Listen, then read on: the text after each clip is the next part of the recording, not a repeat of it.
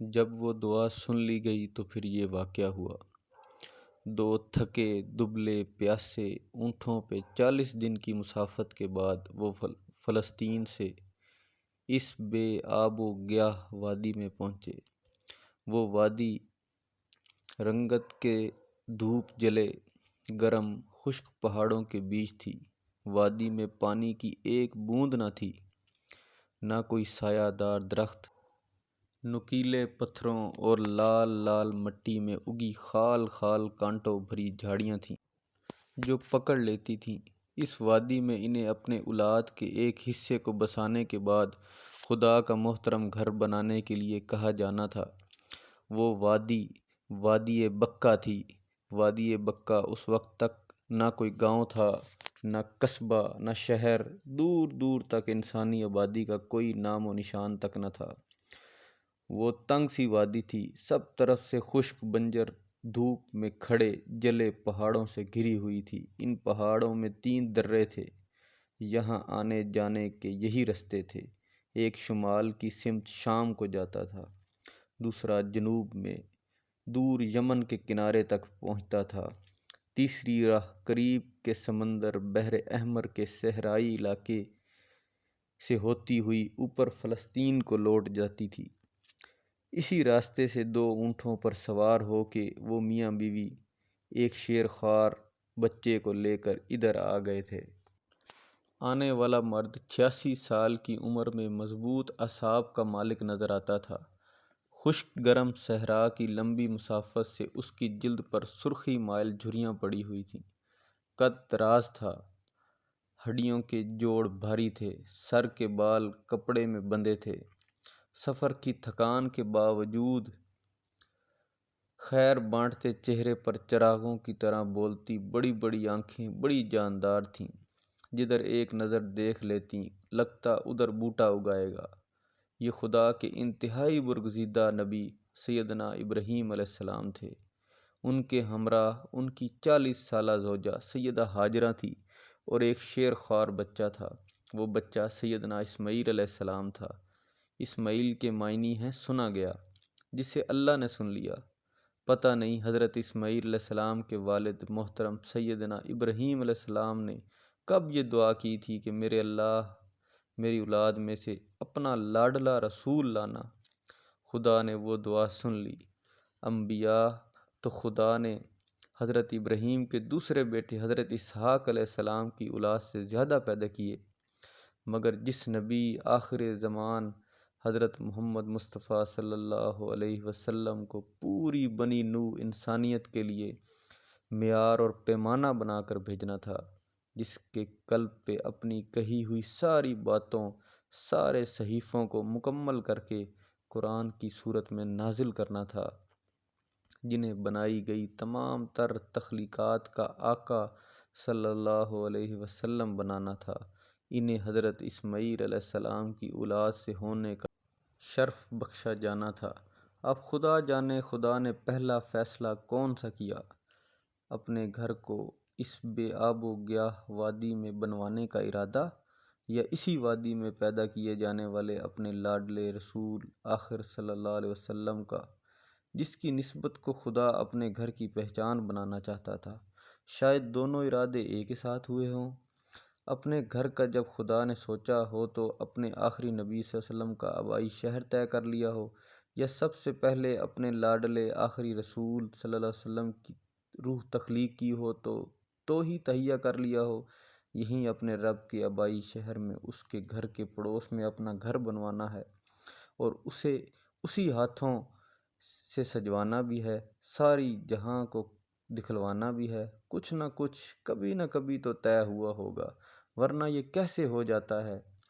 40 دنوں کی دھوپ، گرد غبار اور پتھریلی صحرا، سنگلاخ گرم اور خشک پہاڑوں کے بیچ ویرانے میں صحرائی قافلوں کے 3 راستوں کے درمیان سیدنا ابراہیم علیہ السلام اپنی لاڈلی بیوی سیدہ ہاجرہ کو اتنی دور سے لا کر بظاہر بے آب بے آسرا چھوڑ کر چلے جاتے ہیں۔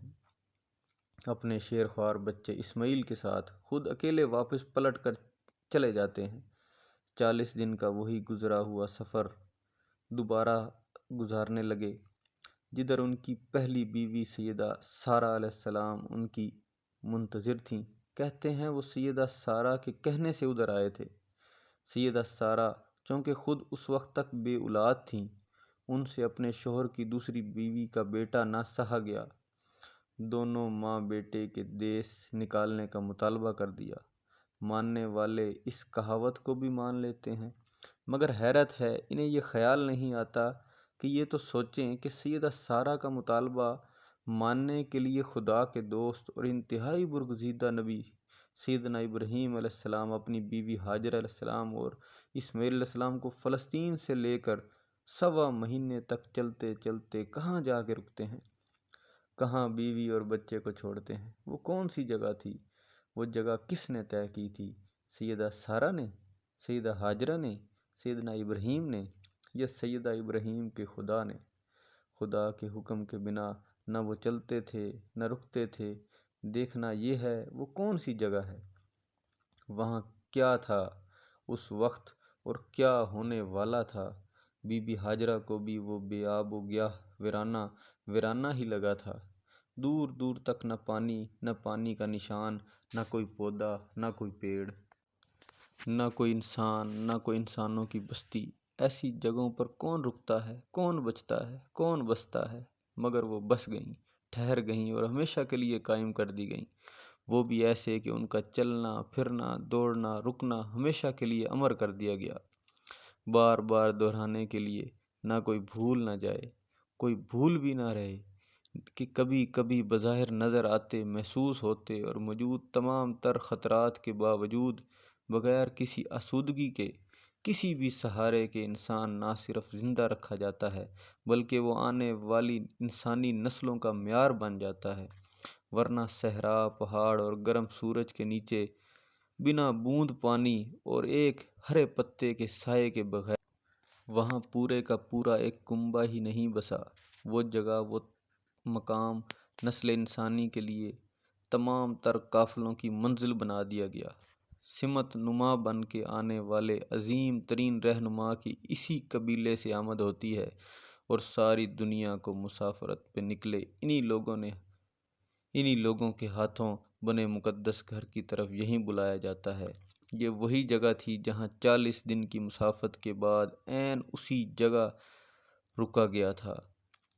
خدا نے اپنے گھر کا صحن سوچا تھا۔ وہاں رکتے ہوئے سیدہ ہاجرہ نے اپنے عالی مقام خاوند سیدنا ابراہیم سے صرف ایک سوال پوچھا تھا، نہ کوئی گلہ نہ کوئی شکوہ، بس ایک معصوم سا سوال تھا، یہاں لا کے چھوڑنا کیا اللہ کے حکم سے ہے؟ سیدنا ابراہیم علیہ السلام نے غبار آلود تھکے بوڑھے چہرے پہ چمکتی ہوئی خشکن آنکھوں سے مسکرا کے اثبات میں سر ہلایا اور کہا، ہاں، اللہ کی یہی منشا ہے۔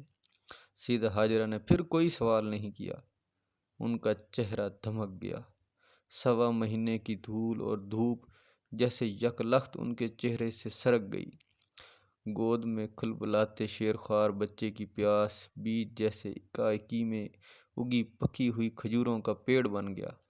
سیدہ ہاجرہ دل میں مسکرائیں اور پورے اطمینان سے بولیں، تب ہمیں کوئی دکھ نہیں۔ خدا کی منشا کبھی رحمت سے خالی نہیں ہوتی، وہ ہمیں ضائع نہیں کرے گا۔ سیدنا ابراہیم اپنی لاڈلی بیوی کے کہے ہوئے لفظوں کو سن کے مسکرائے، ان سے زیادہ کون خدا کی رحمت کا بھیدی تھا؟ وہ سمجھ گئے تھے کہ سیدنا ہاجرہ خدا کے حکم کی تعمیل میں ملنے والی رحمت کا بخوبی ادراک رکھتی ہیں۔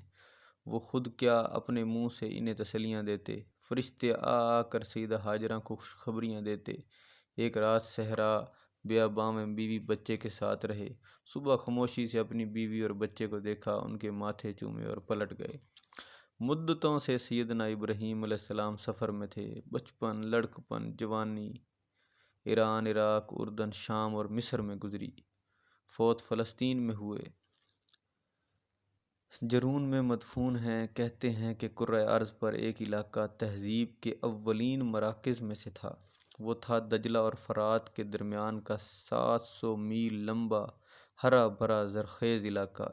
اس خطے کے جنوبی علاقے کلدانی میں شہر اور تھا، خوشحال لوگوں کا نگینے کی طرح چمکتا دھمکتا شہر، چاند دیوتا کے مندر تھے وہاں۔ شاہی محلات میں ساگوان کے چھتیروں پہ چاندی اور سونے کے پترے چمکتے تھے۔ سیدنا ابراہیم علیہ السلام عراق کے اسی شہر کے رہنے والے تھے۔ ان کے والد آزر بھی عراق کے تھے، نسل در نسل وہ عراقی تھے۔ کوفہ کی مضافاتی بستی کوسی نزد بابل میں سیدنا کا زیادہ وقت گزرا۔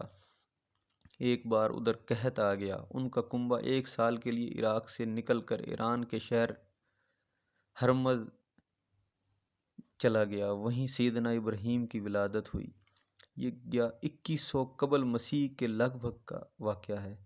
ان کے باپ نے سیدنا ابراہیم کا نام بھی اسی شہر کی نسبت سے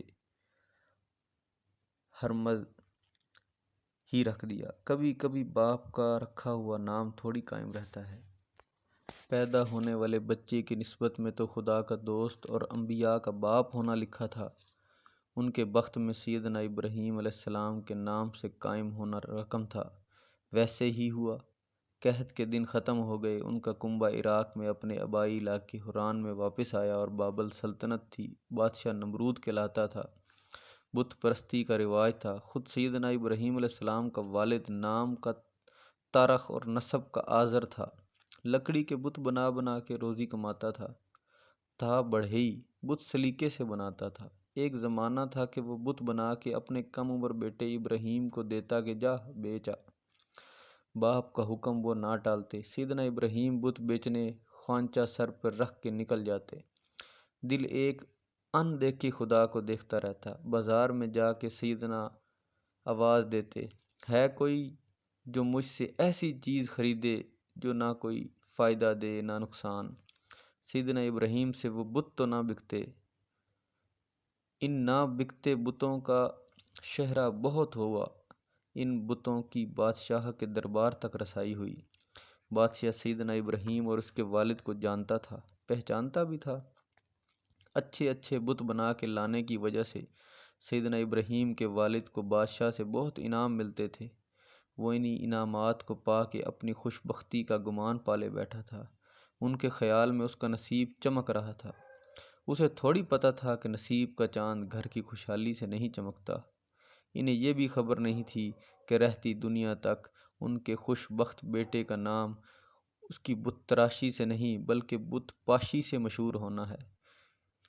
وہ یہ بھی نہ جانتے تھے کہ جسے قائم رہنا ہو وہ خدا کے حکم سے قائم رہتا ہے، اور جو کوئی قائم کر دیا جاتا ہے اس پر قیامت تک لوگ درود و سلام بھیجا کرتے ہیں۔ بڑے بڑے نصیبوں والے اکثر بد نصیب دور میں پیدا ہوا کرتے ہیں۔ وہ بھی ایسے ہی کم نصیب والے دن تھے۔ وہ ایک خدا کو نہ ماننے کا دور تھا۔ لوگ جس کی چمک دھمک زیادہ دیکھتے اس کی پرستش شروع کر دیتے، جس سے انہیں خوف آتا اس کے آگے ادب سے دھرے ہو جاتے، جس سے فائدے کی توقع ہوتی اس کے آگے جھولی پھیلا دیتے۔ وہ مغالطوں میں زندہ رہنے کے دن تھے۔ وہ مغالطے اور وہ دن آج تک زندہ ہیں۔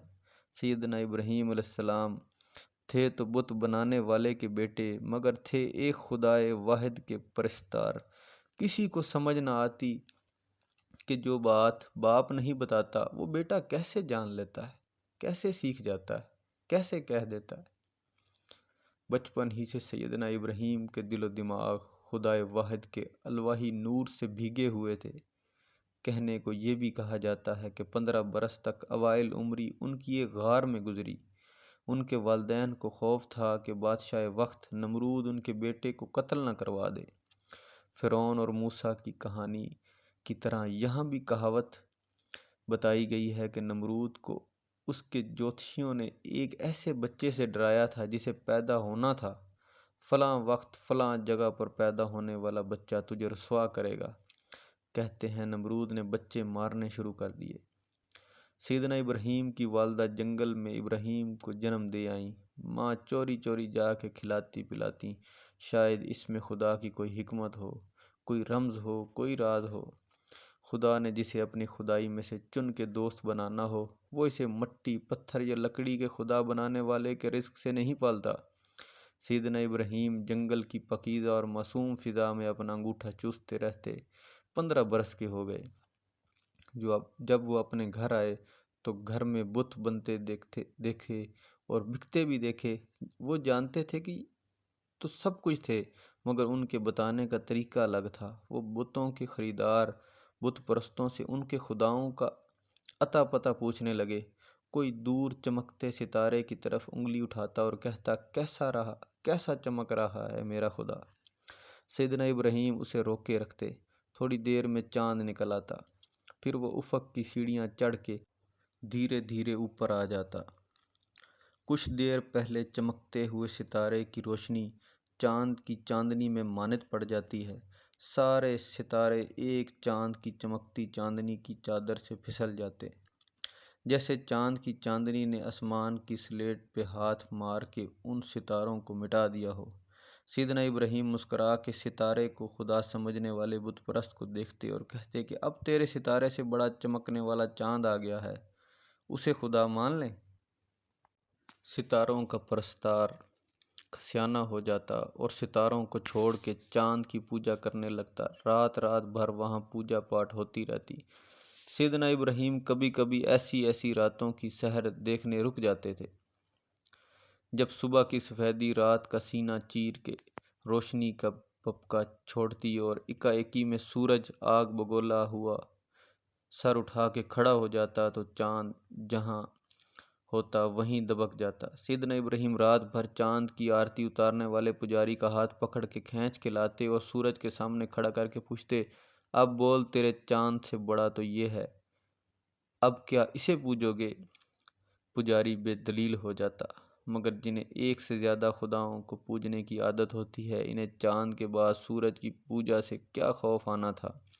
وہ سر جھکا کے ہاتھ جوڑ کے سورج کے سامنے دو زانوں بیٹھ جاتے۔ شام سمے پھر کہیں سے سیدنا ابراہیم سورج کو پوجنے والے کے پاس جاتے اور مسکراتے ہوئے کہنے لگتے، دیکھتے رہنا تمہارا خدا ڈوب نہ جائے، غروب نہ ہو جائے، اسے پکڑ لو، یہ دیکھو یہ پگھلا جا رہا ہے، کھسک رہا ہے، اس سے اس کی دھوپ نکل گئی، لالی رہ گئی، لو یہ بھی گئی۔ سارا سورج ایک بے حدت سا گولا بن کے مغرب میں ڈوب گیا، مر گیا۔ اب اندھیرا منہ کھول کے اسے نگل رہا ہے۔ لو ہو گیا اندھیرا، کدھر گیا تمہارا سورج دیوتا؟ کیا اسے پوجتے ہو جس کے نصیب میں غروب ہونا لکھا تھا؟ کیا اسی سے زندگی مانگتے ہو جو روز شام کو مر جاتا ہے؟ پوجا پاٹ کے لوگ بے دلیل ہو گئے۔ بے دلیلوں کے پاس صرف غصہ ہوتا ہے، بے سمت، اندھا اور بدنما غصہ۔ وہ اپنے خداؤں کی تذلیل سن سن کے غصے میں آ گئے۔ سیدنا ابراہیم انہیں خدائے واحد پر ایمان لانے کا کہتے، مگر ان بے حساب خداؤں کا حساب رکھنے والے لوگوں کے ذہن میں ایک خدا کا تصور ہی نہ ابھرتا، الٹا وہ اسے اپنی توہین سمجھتے۔ شاید وہ مادی دنیا کے نظریوں کی طرح ان کے خیال میں بے شمار خداؤں کے مقابلے میں ایک خدا کا تصور انہیں غریبانہ تصور لگتا تھا۔ وہ کئی عورتیں، کئی کمروں کے گھر کے مالک خوشحال لوگ تھے۔ شاید وہ سوچتے ہوں ہمارے پاس اتنی بہتات ہے، پھر کیسے پوجا پاٹ کے لیے صرف ایک خدا چن لیں۔ وہ غصے سے سیدنا ابراہیم کو گھورتے رہتے، ان کے والد سے شکایتیں کرتے۔ ان کے ابا انہیں ڈانٹتے، کہتے دیکھ انہیں مت ستا، ان کی بات مان لے ورنہ یہ تجھے ماریں گے اور میں بچا بھی نہ پاؤں گا۔ سیدنا ابراہیم دل ہی دل میں مسکراتے۔ سیدنا سوچتے ہوں کہ ابا کو نہ مارنے والے کی سمجھ ہے نہ بچانے والے کی۔ کئی بار سیدنا ابراہیم نے کوشش کی کہ اپنے ابا کو سیدھے راستے پر لے آئیں، بڑی دلیلیں دیں، منتیں کی، مگر وہ نہ مانے۔ جب تک کسی کے نصیب میں خدا خود اپنی پہچان نہ لکھ دے، اس سے خدا تھوڑی پہچانا جاتا ہے۔ سیدنا ابراہیم کے والد بھی خدائے واحد کو نہ پہچان سکے، الٹا بت پر بت بناتے رہتے۔ ان کے بنائے بتوں سے بادشاہ کے دربار کا بڑا بت خانہ بھر گیا۔ بت خانے میں ہر سمے لوگوں کا انبار لگا رہتا تھا۔ ایک بار اسی مندر سے باہر ایک میدان میں بہت بڑا میلہ لگا ہوا تھا۔ لوگ ادھر امڈ آئے۔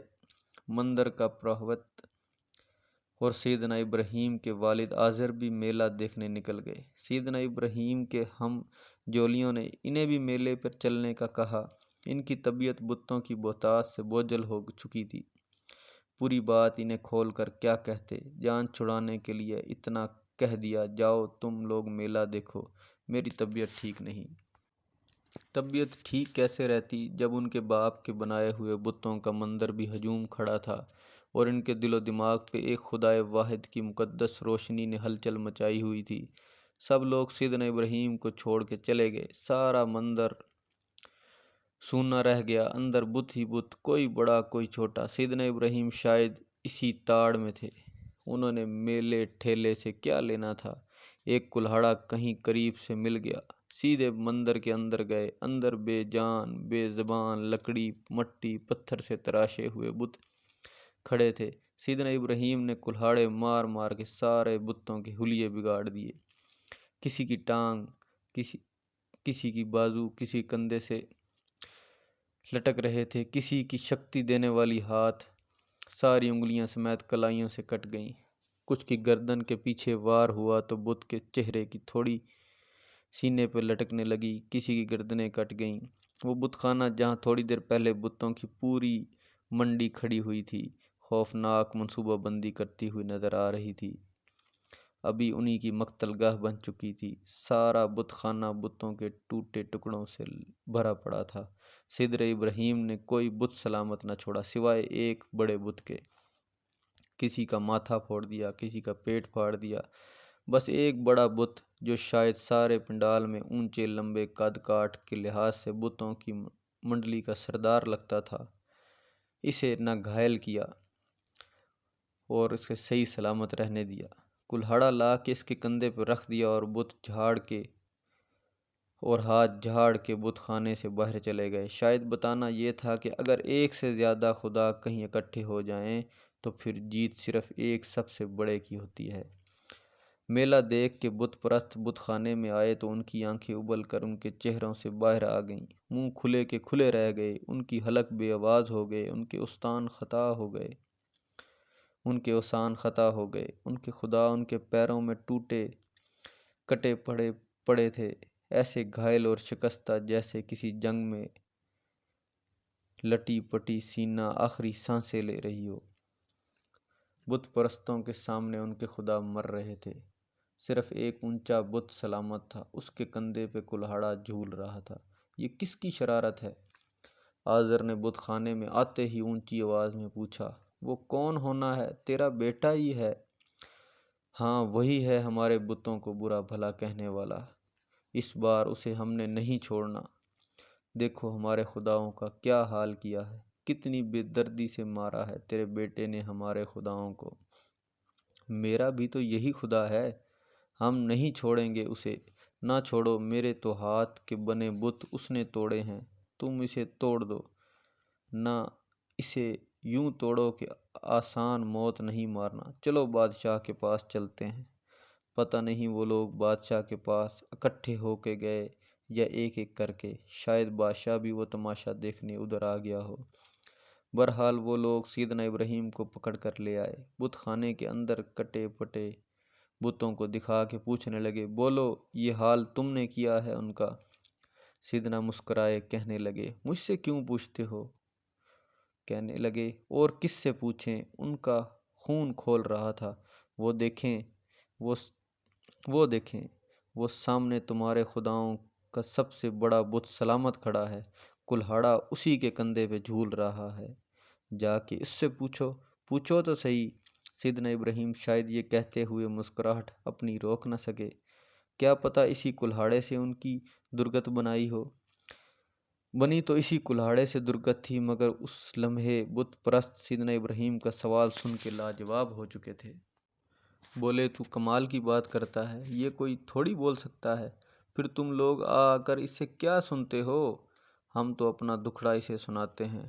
تو اس نے اپنی ساتھی زخمی خداؤں کو چیخو پکار بھی تو سنی ہوگی۔ تم مذاق اڑاتے ہو اب؟ ایک ہمارے خداؤں کی ہڈیاں توڑ دیں، ہاتھ پیر کاٹ دیے، پیٹ کھول دیے، اوپر سے ہنسی اڑاتے ہو؟ ہاں ہنسی آتی ہے۔ شاید سیدنا ابراہیم بھی ہنسے ہوں گے، کہنے لگا، سوچتا ہوں تم لوگ کیوں اپنی ہنسی اڑواتے ہو؟ انسان ہو کے بے جان اپنے ہاتھوں کے بنائے لاچار بتوں کو خدا مانتے ہو، جس نے تمہیں بنایا ہے جو اصل خدا ہے، اکیلا خدا، واحد، اس کے منکر ہو، کچھ عقل سے کام لو۔ ادھر عقل کہاں تھی؟ عقل جہاں نہ ہو وہاں صرف غصے کا بھوت رہ جاتا ہے۔ وہ سارے بھوتے اور پھر اچھلنے لگے۔ ہم تمہیں نہیں چھوڑیں گے، تم نے ہمارے خداؤں کا قتل عام کیا ہے، ہم تمہاری جان لیں گے، مگر آسانی سے نکالے جانے والی جان نہیں، بہت خوفناک موت ماریں گے، ایسی سزا دیں گے جو آنے والے سارے زمانے یاد رکھیں گے۔ انہیں یہ تھوڑی پتہ تھا کہ یاد رہ جانے والی چیز بت پرستوں کے ہاتھوں ملی موت نہیں ہوتی، خدا واحد کا یکسو ہو جانے کا انعام ہوتا ہے۔ وہ سارے بت پرست مشتعل ہوئے۔ نمرود پہلے ہی کہانی سن چکا تھا۔ اپنے مشیروں کا جمکٹھا دیکھ کر تدبیر کرنے کا کہنے لگا، کیسی سزا دوں، ایسی سزا دوں جو زمانہ یاد رکھے، آگ میں زندہ جلا دوں، تھوڑی سے آگ نہیں، 4 کھیت جتنے احاطے پہ آگ ہی آگ، کئی دن تک آگ دکھے، دور شہروں سے بھی لوگ آ کے یہ تماشا دیکھیں، تاکہ آئندہ کسی کو ہمارے خداؤں سے ایسا کرنے کا حوصلہ نہ ہو۔ اتنی بڑی آگ کے الاؤ میں گرائیں کیسے؟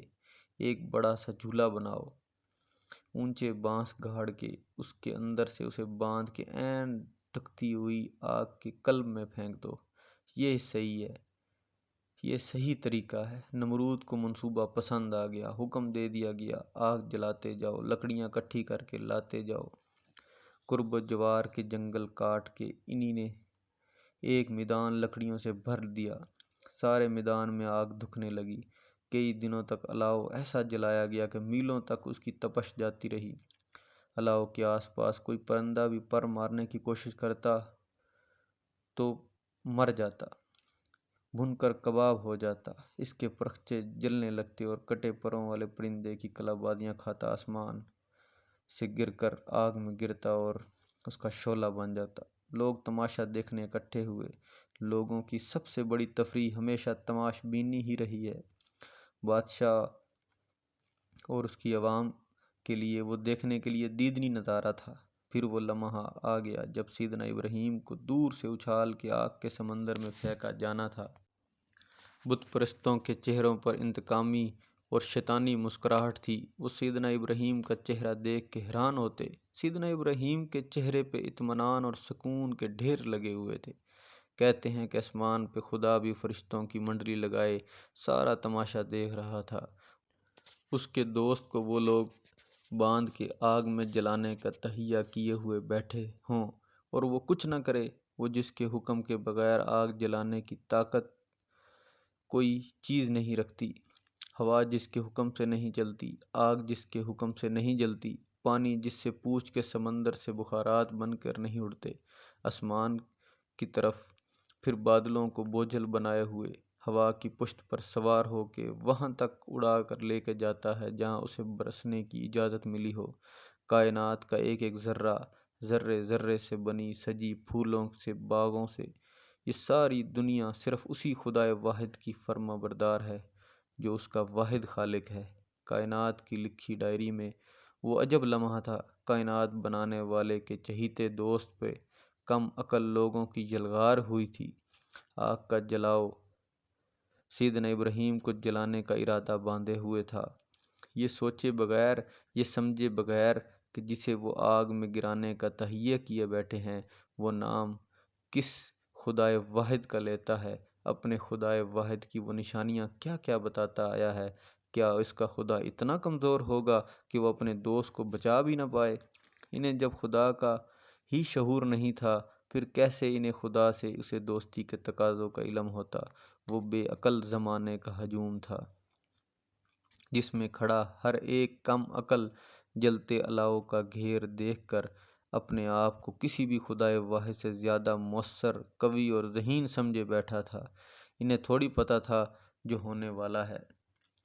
ان کا تو یہی خیال تھا کہ دور سے جب سیدنا ابراہیم علیہ السلام کو آگ کے الاؤ میں پھینکا جائے گا تو چند ساعتوں میں سیدنا ابراہیم کا پورا وجود دکھتی آگ سے بھسم ہو جائے گا، بھسم سے بھی ایسا کہ پھینکے گئے انسان کا نام و نشان تک نہیں رہے گا۔ آگ جلتی رہے گی، وہ اس کے گردا گرد ناچیں گے اور یوں ہمیشہ کے لیے کسی خدائے واحد کے تصور کو ایسا نابود کر دیں گے کہ پھر کبھی کوئی اپنی زبان سے ایک خدا کی بات نہیں نکالے گا۔ ان کے بت کدے پھر بتوں سے بھر جائیں گے، پھر کوئی ان کے بتوں کی گردنوں کو توڑنے والا پیدا نہیں ہوگا۔ اتنی بڑی آگ کے الاؤ کو دیکھ کے اس میں پھینکے جانے والے گوشت پوشت کے انسان کے بارے میں کم عقل لوگوں کا تو یہی گمان شروع سے چلا آیا ہے، ابھی تک یہی ہے۔ جسے علم نہ ہو کوئی طاقت اور بھی ہے اس کے ارادے سے بھی بڑی، وہ تو اپنے ارادے کو بھی خدا سمجھے گا۔ الاؤ کے گردا گرد بادشاہ سمیت سارے لوگ سیدنا ابراہیم کو آگ میں بھسم ہوتے دیکھنے کی لذت پالے بیٹھے تھے۔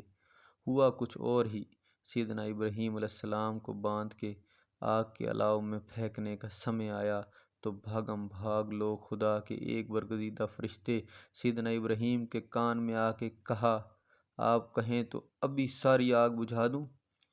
سیدنا ابراہیم برگزیدہ فرشتے کی محبت بھری بات سن کے مسکرائے اور بولے، جو تیرا اور میرا خدا ہے، یہ کیا آگ اس کی دسترس سے باہر ہے؟ وہ دیکھنے والا ہے، سب اسے نظر آتا ہے، تو بھی دور کھڑا ہو کے دیکھتا جا۔ میں نے کبھی بے وفا کمزور سے یارانہ نہیں لگایا۔ وہی بات ہوئی، ادھر نمرود کی فوج نے سیدنا ابراہیم کو اچھال کے آگ کے الاؤ پہ پھینکا۔ اسی لمحے خدا نے آگ کو حکم دیا، ٹھنڈی ہو جا سلامتی کی حد تک۔ آگ ہم انسانوں کی طرح نافرمان تھوڑی ہے، اسے تو وہی حکم ماننا ہوتا ہے جو اسے دیا جاتا ہے۔ فوراً حکم کی تعمیل ہوئی، آگ پھول بن گئی، شعلے گلاب کی پنکھڑیاں بن گئے، سینکڑوں فٹ اونچے ابلتے آگ کے شعلے ایک لمحے کے 20ویں حصے میں بھی ایک دم سے سمٹ کے پھول کی پتیاں بن گئے۔ لاکھوں من جلتی لکڑیوں کا ڈھیر اگلی سات میں گلزار ہو گیا، پھول کھل گئے، خوشبو پھیل گئی۔ پھولوں کے خوشگوار ڈھیر میں حضرت ابراہیم علیہ السلام یوں آسودگی سے جھول رہے تھے جیسے ان کے اپنے محبوب سے ملنے کی گھڑی ہو، وہ گردا گرد پھولوں سے لدا مہکتا عروس محل ہو۔